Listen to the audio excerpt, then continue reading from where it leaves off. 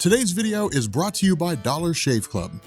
Are you sick of choosing between overpriced razors and low-quality plastic disposables? Well, Dollar Shave Club has your solution. Their razors provide a high-quality close shave for the price of a disposable.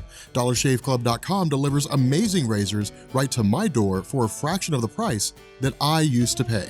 Seriously, I have no reason to deal with the drugstore hassle and battle the locked-up razor fortress ever again, and neither will you when you join the club. Just go to dollarshaveclub.com/comicsexplained and get a 1-month membership of any razor for $1. Free shipping, no commitments, cancel anytime. With Dollar Shave Club, you can look, smell, and shave like $1,000,000 without paying for it. And here's your chance to discover why millions and millions of members like me love Dollar Shave Club. Just go to dollarshaveclub.com/comicsexplained and get a 1-month membership of any razor for $1. Free shipping, no commitments, cancel anytime. What's going on, guys? This is Rob coming at you with another episode of How to Kill Superheroes. You know, the name How to Kill Superheroes is sort of interesting because we don't necessarily always kill superheroes. Like, sometimes we kill bad guys, but I feel like it's a good general name, How to Kill a Person with Superpowers. It doesn't have the same like pop or pizzazz. But anyway, in this video, we are going to be killing the Molecule Man, Owen Reese. Now, before we get into a discussion about his powers, as always, what we end up doing here is we focus on the history of the character. Now, the reason why I've titled this How to Kill Molecule Man Owen Reese, or really just How to Kill Molecule Man / The Beyonder, is because the two of them go hand in hand. And this is actually kind of a funny situation because for years and years and years, there was just the Beyonder. It wasn't until Jonathan Hickman's Avengers and New Avengers that the whole nature of the Beyonder was cleared up in a lot of different ways in relation to the Beyonders, which we'll talk about in this video. So Owen Reese originally made his appearance all the way back in 1963 with Fantastic Four issue number 20, and of course he was made by Stan Lee and Jack Kirby. Now, in this story, we're introduced to a guy who's basically a loser. Like, he has terrible self-esteem, he's pretty much a pushover by everybody, he didn't really have anything going on. Now, in the middle of a lab experiment, he's basically kind of just exposed to this radiation that ends up endowing him with just these crazy powers to manipulate reality. But the difference here is that he requires a wand. And more often than not, when he used these powers in this early story, it was really just like making small things happen, making it snow in an office or something like that. It was never really anything big and grandiose. Of course, he became a villain of the Fantastic Four, and he was handled pretty readily by the team, and more or less just kind of defeated. Now, fast forward to 1984 with the original Secret Wars story, and in this event, it's actually told to us as the reader that the Molecule Man Owen Reese is one of the most powerful beings to have ever existed in the history of the entirety of the multiverse. The reason being because of the fact that he can manipulate molecules, and the molecules that he manipulates are not limited to any one particular universe, meaning he can cross over into other universes and manipulate those molecules as well. Now, the reason why he wasn't able to use this power before, as it was explained by Dr. Doom, is because of the fact that the Molecule Man's lack of confidence in himself was basically a mental block, and Dr. Doom removes this mental block and allows the Molecule Man to go forward as one of the most powerful beings in existence. Now, this coincided with the arrival of the Beyonder, and the Beyonder didn't really have a story. All we knew is that the Beyonder was just there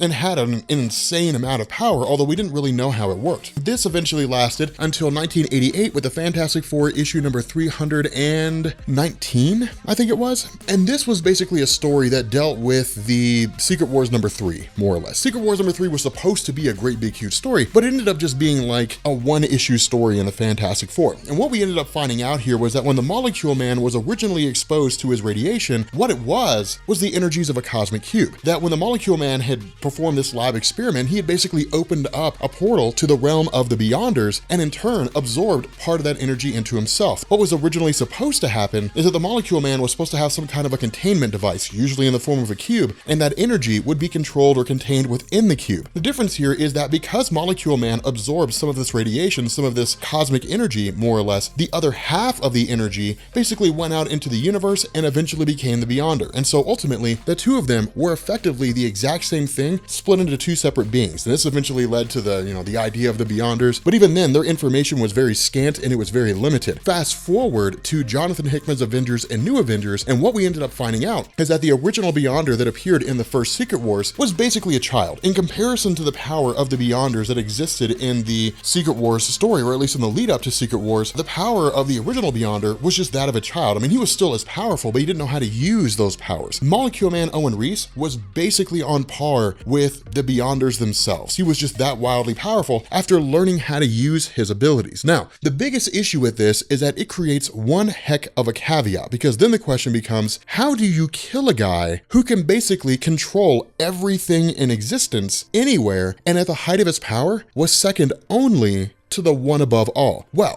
we tried to kill the one above all before. And that's really about it. But let's go ahead and dive into his powers a little bit. Let's talk about the Molecule Man's abilities. So, as we stated, the Molecule Man can control matter down to the molecular level, and that means that he can change literally any substance into anything he wants. If he wants, he can turn the Empire State Building into Jello, or he could turn the Fantastic Four into stone. There is literally nothing that you can think of that the Molecule Man cannot do, which makes him a reality warper of the highest level in Marvel Comics. Now, again, this is not the first time that we've tackled reality warpers in this series. I mean, we've already done a video on how to kill Franklin Richards, another one of the most powerful beings in Marvel Comics. But in that video, we had a much clearer path to shutting down the source of Franklin's reality warping ability, which was his mutant power. But Owen Reese is not a mutant. We can't just shut down his mutation and take away his powers. It doesn't work that way. And so what we're going to do is we're going to have to come up with some other way to negate the Molecule Man's abilities, which is definitely going to be a lot easier said than done. Now, in order to figure out how to take out the Molecule Man, I think the first thing that we need to figure out is where he fits in the Marvel hierarchy with regard to this level of power. Now, like other characters that have been around for decades, the Molecule Man's been written and rewritten at various power levels throughout his history, but at the height of his powers, he was again second to the one above all. He was more powerful than the Living Tribunal. He was certainly more powerful than Galactus or any of the other cosmic entities. He was right up there with the original Beyonder. And so to give you guys some perspective in terms of just how powerful he is, during Secret Wars 2, the Molecule Man repairs damage that the Beyonder had caused throughout the entire multiverse by simply lifting a finger. And when he engaged the Beyonder in battle, the resulting tremors of their fight was felt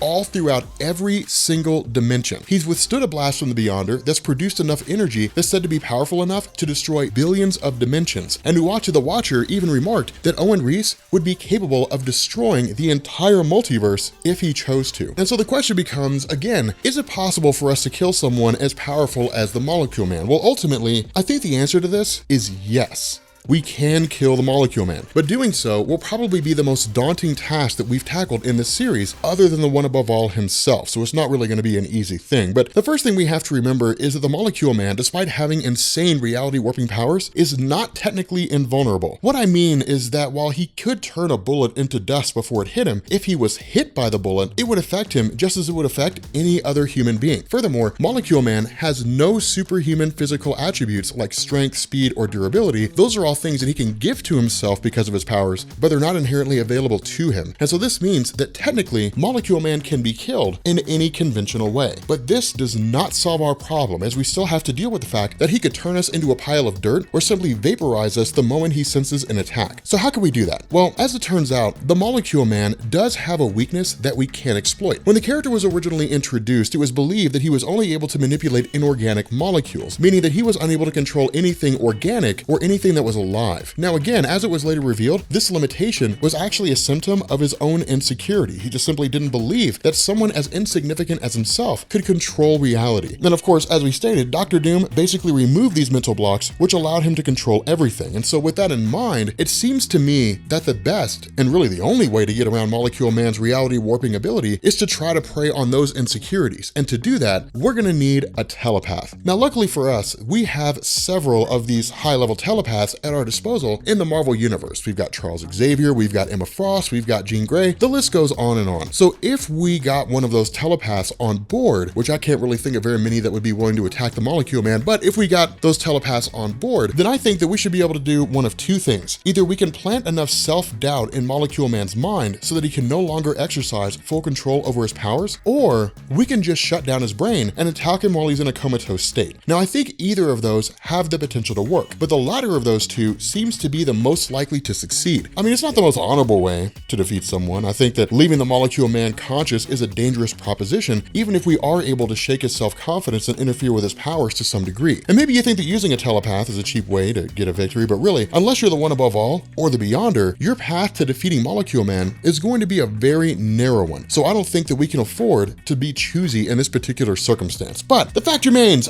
this is it. This is the only way that I could conceive of to kill the Molecule Molecule Man Owen Reese. The only other possibility, the only other thing that I could possibly think of to take him out would be to use Jason Wingard. Remember, the Molecule Man can only really combat a force if he knows that force is there. But one of the reasons why Jason Wingard, or Mastermind, is so powerful is because he dominates the 5 senses of the human body or any organic organism. And so because of this, he basically manipulates the sense of taste and touch and smell and hearing and seeing and so on and so forth. And so if he chose to, he could make you believe that you were a pirate in the 18th century, and you would smell the salt on the air, and you would feel the breeze on your skin, and you would genuinely believe you're there. If we could get Mastermind on board, Mastermind would basically allow us to manipulate the 5 senses of Owen Reese, and in turn convince him that he's in any particular situation that we choose. And in return, we can practically kill him under virtually any circumstance that we want to. We could just shoot him in the side of the head. We could do any number of things to him. But aside from a telepath, a high-level telepath, or Jason Wingard, there really isn't a way for us to be able to get around the reality warping powers of the Molecule Man being used to basically vaporize us and destroy us in our entirety. So with that being said, guys, we're gonna go ahead and bring this video to an end. If you are new here to Comics Explained, make sure you guys hit the sub button to become part of the Rob Corps. If you guys enjoy this video, make sure you drop a like, and I will catch you all later.